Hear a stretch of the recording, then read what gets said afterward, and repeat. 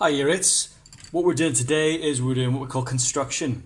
So for this, you will need a compass of some kind, you will need a ruler, you'll need a pencil, and you will need a protractor. Preferably not one of these kinds of ones, preferably one that's just the arc and not without the straight lines, because you'll see it's a little more difficult to do angles using one of these, but it's fine, you can manage without it. You might want a pen as well, but make sure you use a pencil. I'm going to use a pen here because I want the lines to be very, very clear in the video. But for you, if you make a mistake, then it's obviously much more difficult to fix with a pen, unless you've got one of those eraser pens, which is fine. We're generally going to call this a straight edge. Okay, you'll often see it being called a straight edge in these kinds of questions that ask about constructions.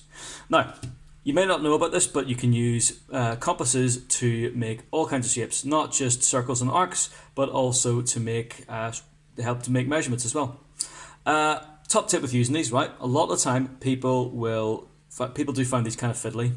Okay, what I usually do is if I'm trying to draw any kind of shape, I want my needle to stay in one place. So what you can do is just give it a little tap at the top.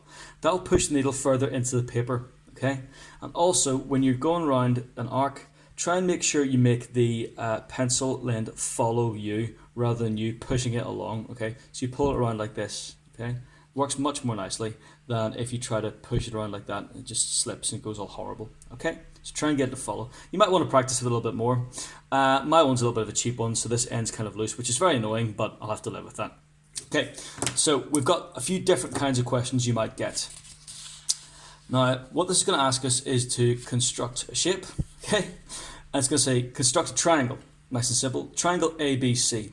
If you remember, those names for those letters on any shape are the points, okay? So if we had a triangle A, B, C, it might look something like this here. A, B, C.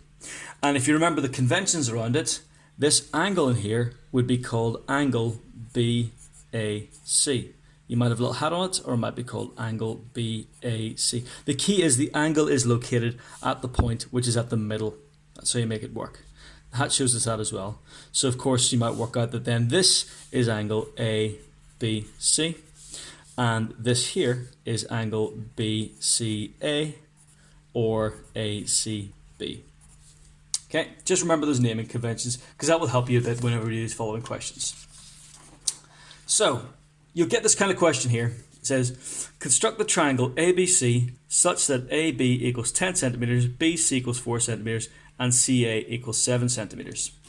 Now, when you get this kind of question, you cannot use a ruler. Okay? What I'm going to do is I'm just going to use the ruler to start because you'll always be given at least one of those lines. And we're going to start with line AB. Remember, that's a line. Okay, you can see it's a line because you've got 10 centimeters there. It's got a length, and a point doesn't have a length, nor does an angle. Okay, so I'm just going to do my 10 centimeter line there. I said I'd use pen, so I'll use pen. So there is my 10 centimeter line. There it is. And if you remember, that is line AB.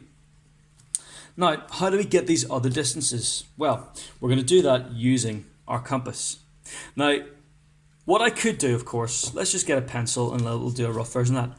I could try and figure out BC 4 centimeters, CA 7 centimeters. But let's just say 4, where does that meet this one? So I could say roughly, well, okay, hold on, there's 7 centimeters. And so I could do this if I wanted to and then measure that. Go, okay, right, now that's a bit too big. So I would maybe try doing 7 centimeters like this, making it a bit smaller. And then try and get my 4, and I'm getting closer and closer to it, right? But that'll take me a long time. That's a bit exhausting. What's far, far quicker is just using a compass. So what do? We take our compass, just gonna sit down. We take our compass and we set the distance on it, okay? So at this point we are using a ruler, okay?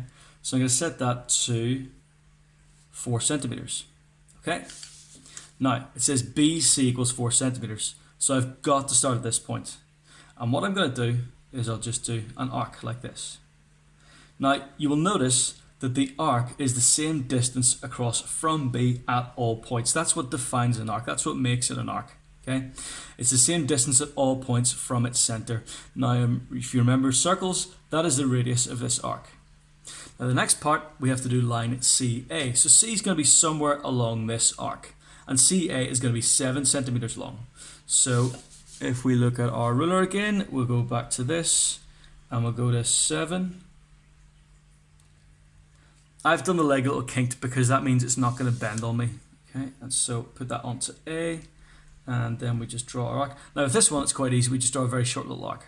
Okay, but if I did the whole thing, it doesn't really matter. It's not a big problem. Okay, because all points on this arc are 7 centimeters away from point A.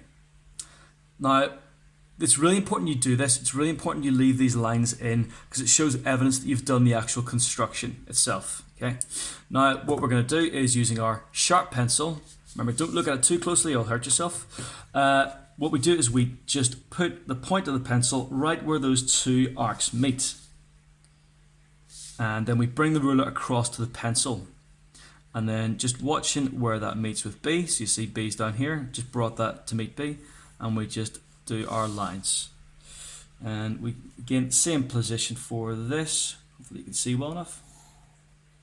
Okay, now the great thing about this kind of question is you can check your answer yourselves. So you just go measure 10, well that's fine because that was at the very beginning. That is 4. And that is 7. There's only one possible answer to this. So if that is 4, then we are happy. If that is 7, then we are happy, and we are correct. We've got everything. So in this kind of question, you will get your marks 1 for showing the correct lengths, and 1 more for showing your construction lines. Okay? If you try to be super obsessively neat and erase those, you will lose a mark. Okay? It's important that they're there because it shows you haven't just eyeballed, you haven't guessed it, you've used the correct method. Okay. Now, in this kind of question, this is what we call side, side, side. Okay, because you're given all 3 sides of the triangle, and when the points are defined like this, there's only one possible correct answer. So there, to begin with, on construction, is your side, side, side style question.